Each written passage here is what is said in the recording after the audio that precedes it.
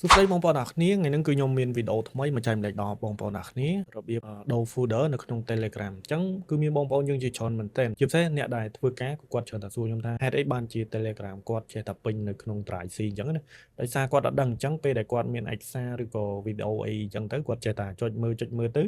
វា download ខ្លួនឯងចូលទៅក្នុង Drive C អញ្ចឹងគឺថ្ងៃនេះគឺខ្ញុំមកប្រៀនបងប្អូនអ្នកគ្នារបៀបដូរ Drive ទៅដាក់នៅក្នុង Drive ដែលមាន file ធំជាពិសេសអ្នកដែលធ្វើការគឺគាត់អាចនឹងជួបបញ្ហាហ្នឹងដោយសារកន្លែងការងារខ្ញុំគឺមានក្រុមការងារខ្ញុំមិនច្រើនមែនទែនដែលគាត់សួរថាហេតុអីបានជាកុំព្យូទ័រគាត់ចេះតែពេញអញ្ចឹងណាតែឥឡូវចង់ដឹងថាខ្ញុំធ្វើមិនឥឡូវយើងចូលមកកាន់កុំព្យូទ័រទាំងអស់គ្នាមកអញ្ចឹងពេលដែលយើងបើកកុំព្យូទ័រមកជាដំបូងគឺបងប្អូនត្រូវបើកកម្មវិធី Telegram មែនអត់អញ្ចឹងឧទាហរណ៍ថាមានមិត្តភ័ក្តិឬក៏ក្រុមការងារយើងគាត់ផ្ញើឯកសារមកដូចជារូបដូចជា file អីឯកសារផ្សេងអញ្ចឹងណាអញ្ចឹងគឺវាច្រើនតា auto download អញ្ចឹងយើងអាចចូលមក change បានដោយសារឥឡូវខ្ញុំជាក់ស្ដែងចូលមកកាន់កុំព្យូទ័រខ្ញុំផ្ទាល់តែម្ដងអញ្ចឹងនេះគឺវាច្រើនតាក្រហមអញ្ចឹងគឺវានៅសល់តែ 10G ទៀតទេគឺពេញឯងអញ្ចឹងពេលដែល down នៅគឺវា auto និយាយបងប្អូននេះនឹងបងប្អូននេះនឹងឃើញពាក្យ Telegram desktop ហ្នឹងគឺវាចូលមកក្នុងនឹង auto អញ្ចឹងណាគ្នាយើងដល់ពេលយើងអត់ដឹងអញ្ចឹងធ្វើឲ្យកុំព្យូទ័រយើង slow ហើយដំណើរការហ្នឹងគឺយឺតមែនតើឥឡូវដើម្បីអាចដាក់ក្នុង drive ផ្សេងបាននេះដូចជា drive D ខ្ញុំគឺនៅច្រើន G អញ្ចឹង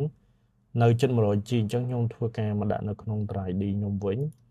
អញ្ចឹងដើម្បីអាចដូរបានគឺបងប្អូនអរនេះចូលមកកន្លែង tray 3បន្ទាប់មកបងប្អូនអរនេះចូលមកកាន់ setting ហើយបន្ទាប់មកទៀតចូលមកកាន់ advanced ចឹងបងប្អូនទាំងអស់គ្នានឹងឃើញdefault folder Telegram អញ្ចឹងកន្លែង download នេះកន្លែង download path ហ្នឹងគឺបងប្អូននេះធ្វើការបើកវាមកបន្ទាប់មកបងប្អូននេះយកពាក្យ custom នៅក្នុង Chrome នេះអញ្ចឹងបន្ទាប់ពីយើងចុចទៅនឹងមកគឺវាឲ្យយើងរើស folder អញ្ចឹងខ្ញុំដាក់ក្នុង drive D ហើយបន្ទាប់មកទៀតគឺបងប្អូនទាំងអស់គ្នាធ្វើការចុចកន្លែង new folder ហ្នឹងមកអញ្ចឹងយើងដាក់ឈ្មោះវាមក Telegram ដាក់ Telegram មកក៏បានដែរយើងសេអញ្ចឹងណាគ្នាយើងអូខេឥឡូវខ្ញុំធ្វើការ save Telegram សិន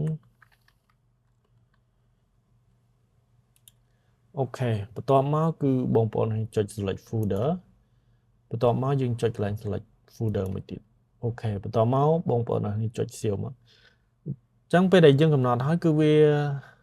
ដាក់ព័ត៌មាននេះឲ្យយើងឲ្យបងប្អូននេះវាដាក់ក្នុង drive D Telegram អញ្ចឹងយើងចុច save មកគឺយើងកំណត់ហើយអញ្ចឹងពេលដែលសារក្រោយយើងបើកគ្រាន់តែបើក scroll អញ្ចឹងមកវា download auto អីអញ្ចឹងគឺវាចូលទៅកាន់ drive D ផងយើងអញ្ចឹងពេលដែលយើងត្រូវការទៅរកយើងរកក្នុង drive D មកបន្ទាប់មកបងប្អូនអរគ្នារកពាក្យ Telegram មកនេះបងប្អូននេះ Telegram អញ្ចឹង